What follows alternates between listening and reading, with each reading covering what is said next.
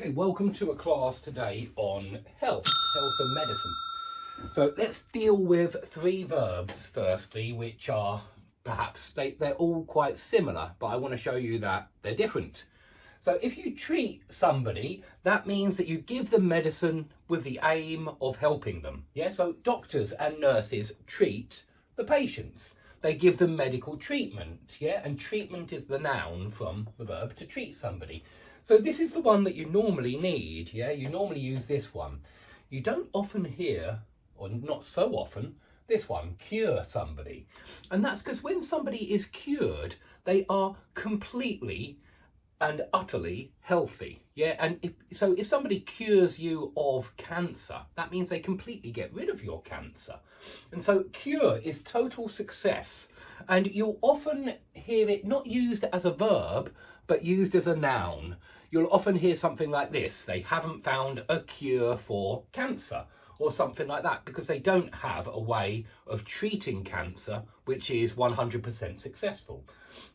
So forms of treatment for cancer would be something like radiotherapy, chemotherapy, but certainly these forms of treatment are not cures for cancer. In fact, often, you know, they have they have a lot of side effects, a lot of adverse reactions if you use these forms of medicine, and of course often they destroy the body, perhaps more than they cure the body. So remember that cure is success, yeah? So if you say I am cured, or the doctors cured my leprosy, that means they successfully treated your leprosy. So cure is successful treatment. Now, even more rarely, you will hear heal. And you normally hear heal in this one down here, when a wound or injury or cut heals. That's the most common one. But there is another one.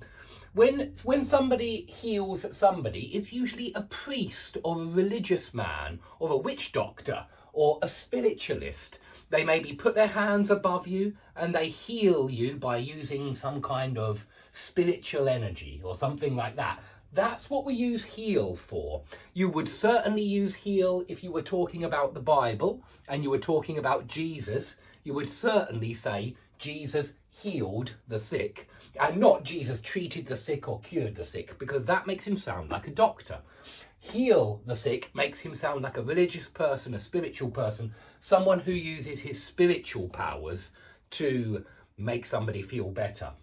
So this is always religious, spiritual. It's not medicine, okay? It's certainly not medicine. It's more like spiritual energy, or perhaps divine intervention, where God helps you to heal the person, okay?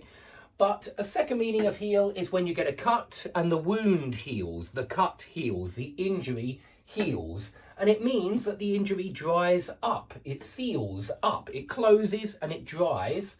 Usually it heals by developing a scab, first of all, which is the hard material that forms when the blood clots on the surface, yeah, when the blood gets sticky, and it forms a scab. And when the scab falls off, because it does fall off over time, you sometimes are left with a scar. If it's a particularly deep cut, you'll be left with a scar. And a scar is just a mark of where you got cut or wounded or injured or hurt. Yeah, that's called a scar. So we all have scars because of previous injuries. Okay, we all hope that you recover quickly after you get sick. So we all wish you a speedy recovery, a full recovery, and they collocate very well.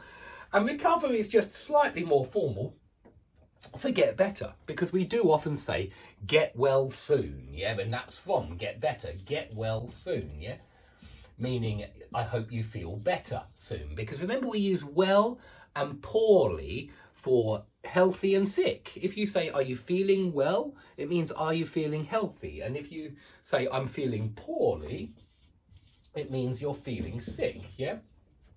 Anyway, recover means get better. And so anytime that you're injured, I hope you will recover quickly, that you have a speedy recovery, a full recovery. Now you have these three that are different. You break a bone and it's broken. The bone is completely broken, and your leg or arm or wherever it is, but usually, let's say a leg or an arm, they often get broken. The leg or the arm is usually put in plaster. Notice there's no A here. It's not a plaster. It's just put in plaster. Because plaster here is a material, and it's the same material that they use in building when they plaster the walls or the ceilings. So that word, plaster, uncountable plaster, no A before plaster, that refers to the hard case that they put around a broken arm or a broken leg to make sure that it can, or to give it time so that the arm can heal. Yeah, we would use it there as well so that the bone can heal. Yeah, and so you protect it in that hard case of plaster. But breaking a bone is the worst thing to do. It's where the bone completely breaks. You can fracture a bone as well, which is more like cracking the bone, where the bone cracks or fractures. It doesn't completely break, but it fractures along the bone. And so you can certainly talk about a fractured skull. If somebody receives a very strong blow to the head, yeah, if somebody gets hit on the head, if they suffer from blunt force trauma, then they might suffer from a fractured skull. And that just means that the skull, that's the word for the bones in your head, is fractured, cracked in some kind of location.